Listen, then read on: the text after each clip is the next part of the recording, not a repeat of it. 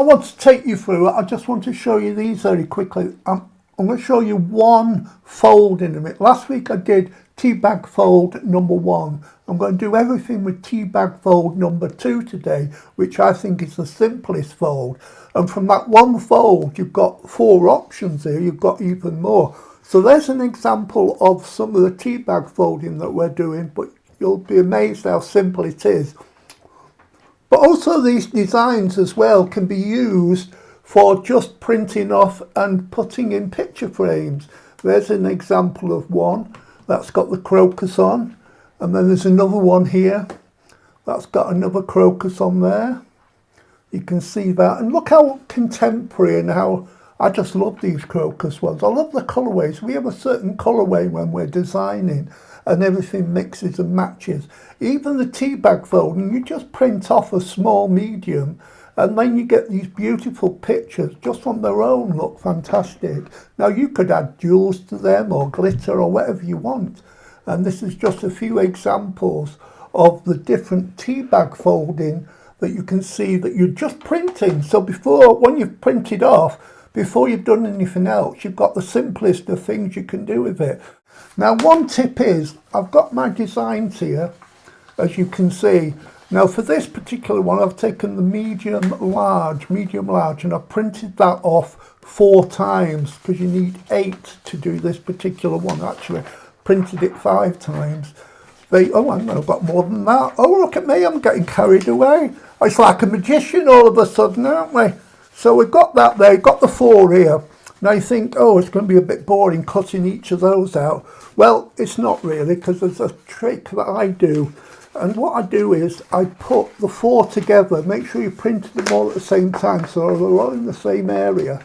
So I've just put those together, taking my mats, and I don't need the mats, so I will need it in a minute. So what I've got here is the 4. Now if you line them up perfectly together like that, and then put your hand on it firmly on the table, and then just open it up. Can you just take the cap off that for me? Sure. Well, you didn't need to take the whole thing. There you go. Okay, just a little blob of glue, and you just put that onto there, and then you take the next one. Sorry, doing this back to front. A little blob of glue, just don't go where the design is. That holds it in position, then you press that down before you move it around, and then you just turn it around like that, and then you do the opposite side like so. A little blob of glue, and then drop the next one. This just makes it easier for cutting everything out. So they're all stuck down now perfectly. Lid please. Hello, lid please. There you go. And now I've got some more here. Let me just get I've got arthritis in my hands, and if you're worried about how red this hand, I scolded myself the other day, so that was a bit doubtful. Why would you think they're worried? Well, we might think, oh, he looks poorly, but I'm fine. There's no pain. I just look a bit grubby. So then you can cut it out, and they're all going to stay together. And because I've got rheumatism in my hand, I like to have a nice big scalpel to do it with, and then just go through and cut that out. You go all the way, and because they're held together with the glue, this is great because it really saves time. And then again, and what I'm doing as well is I'm leaving a little white border all the way around. Now I think when you make your designs up, when you've got that border on, it makes everything stand out more. It's like framing, it's like matte and layering. I think it looks better to me. It's my personal choice. But if you want, you can go right up to the design and do it that way. But I'm doing it with the border. And you can see there, I've done all 4 sheets at the same time. It's made it very easy to cut out, and they're ready to use now. I'm not going to cut them all out because I want to get showing you some things. Now, I just want to show you the fold. This is so simple to do.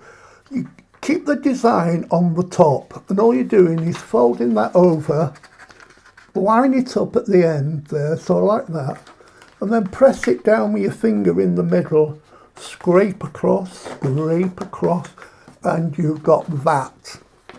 That is so simple. And then all you have to do is open it up, and then imagine it's like a kite. You fold that up so that this edge runs down the side of the crease here like this, and you've got that. So that's your second fold. You've only got 3 folds, well, you've got more if you turn it over. So then you've got that, and then you turn that over. Oh, I've got 2 together here. God, I didn't realise I could do that. No, neither did I. Neither did they, probably. Anyway, you're supposed to just have one at a time. And this paper folding is also really good. Depends on the paper you want, but the thinner the paper you've got, the lowest, the easier it is to fold. Now, if you want to, you can use a bone folder as well. Especially if you've got hands like me, they ache a bit afterwards. So you've got that design. So that's the front there like that, and you've got the white tip at the top. Turn it over, and then you're taking this point up to here, just to the top where the line is, where it joins up, and then you press that down. Can you see that? We can. And I'm just going to crease it a little more, and then all that you have to do now is just fold it over, turn that back on itself, and that's in exactly the right place. Now, one little tip is when you're folding and you find there's a little scraggy bits at the end there sticking out where you've not quite got them lined up, you just take a pair of scissors and just trim it straight, and that's perfect. And from that one fold, you can do lots and lots of different things. Right, let me just show you what you can do, and then we'll do some dens afterwards. So I've got some already cut out. So simple. If you've got a piece of card or a way of joining them up, I'll show you those different ones. You can put them together like this, and you're sticking that down onto a piece of card or a card. This is the medium large that I'm using, so you see you can get really quite a big design.